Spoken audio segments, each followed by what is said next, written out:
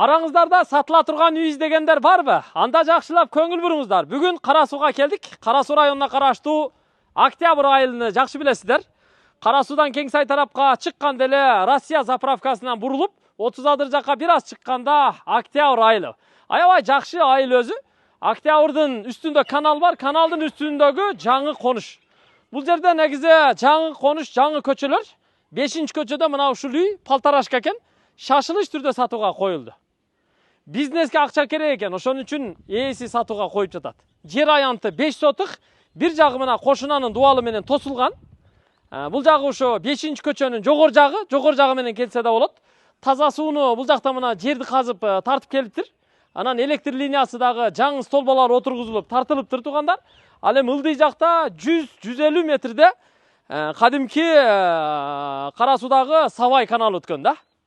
Ошондо Октябрдын ортосунда канал болуп калат. Жогор жагы жаңы конуш, ылдый жагы эски конуш, тагыраагы центр каналдын ылдый жагында болуп калат. Мектеп, бала бакча, мечит, клуб, спорт зал бүт ошол жакта да. Бул жагы эми 30 адыр жактан түз ылдый түшүп келсе да болот негизи. Мамажан жактанчы. Келиңиздер эми. Бул көчө жагындагы чек ара өзү белгилүү эле. Мына ушул кошунанын дуалынын тушунан тетиги үйлөрдүн тушуна чейин барып такалат. Бул жактан ушу дуал менен үйдүн ортосу 1-1,5 метр калтырылган.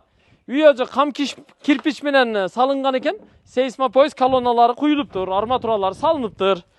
Үйдүчү туугандар, үйдү 4 миллион сомго шашылыш түрдө сатууга койду. Эгерде нак акча болсо, жакшы эле түшүп берет экен да, бир 200-300 миң тегерегинде түшүп берет экен да. 4 миллион сом кеми бар. Шашылыш акча керек. Бул жер эми үйдүн кире бериши мына жерде тепкич болот. Бийикке көтөрүлүп чыгып, эшикти ачып анан ичкери кирсе болот. Астыңкы кабатка нар жагынан кирүүгө мүмкүн. Келиңиздер эми эптеп мына шаты коюп коюптур. Шаты менен чыгалы дагы үйдү бир катар көрсөтүп берип коелу.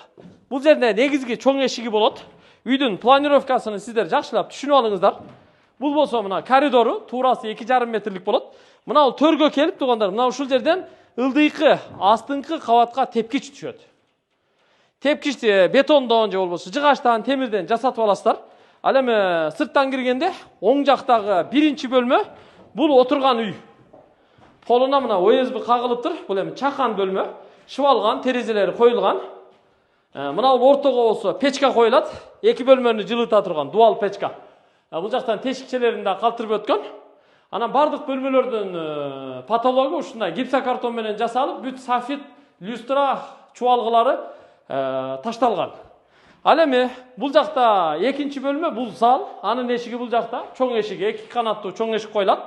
Бул эми мейманкана.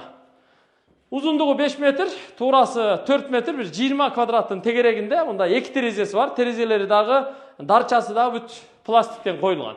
Шыбалган анан, электромонтаж бирок жасал элек, только ушу эмеге гана потолокко гана кабелдер тартылган. Ана мына электр точкаларынын, резеткаларынын кабелини ушу жете тургандай кылып ылдыйга түшүрүп койгон. Буларды монтаж кылып дуалдын ичине киргизсе болот. Сол тарапта дагы 2 бөлмө бар. Бул төрдөгү бөлмө.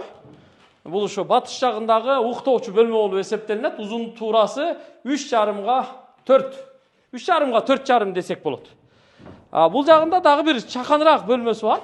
Бул туугандар балдар бөлмөсү. Спальный десек болот. Бул чакан туугандар. Балдарды ушул бөлмөгө киргизип коесуздар, беморал жашай берет. Потолоктору жасалган, терезелери коюлган, ичи сырты шыбалган. Келиңиздер эми ылдый түшөлү. Биринчи кабатты көрүп түштүңүздөр. Эми астыңкы кабатка кирели.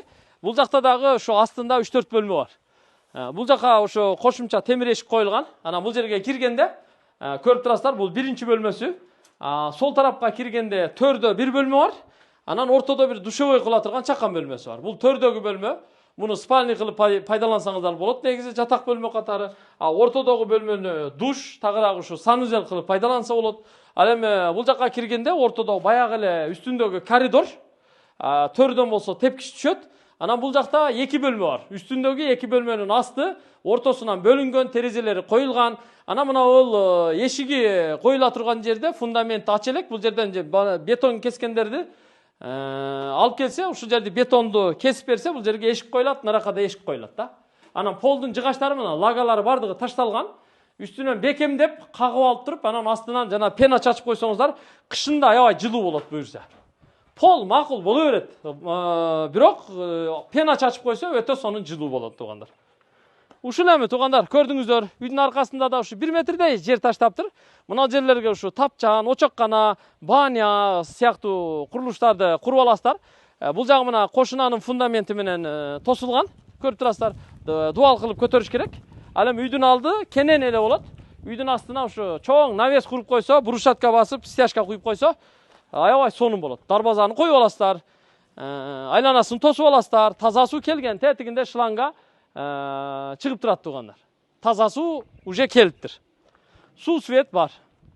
Эгер жаккан болсо сүйлөшүп көрүңүздөр. Биз азыр каналды бойлоп мына бул жагынан келдик. Ошо октябрь айына ылдыйдан жогору чыгып келе жатканда октябрдын центринен өтүп туруп каналдан өтүп эле сол тарапка бурулдук дагы ушу машина турган жактардан келдик да. Ушул жак менен келдик, мындай айланып кирдик туугандар. Ушул үй эми көрдүңүздөр, чатырларын жапкан, өстүрмөлөрүн кагыш керек, бирок ичи сырты шып алган да. Келип ичине жабышып эле ремонтторун бүтүрүп анан жашай бересиздер. Акчасы эми 4 миллион сом кеми бар.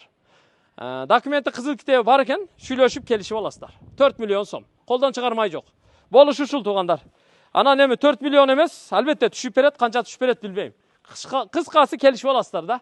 Барды бардай болгондой көрсөттүк.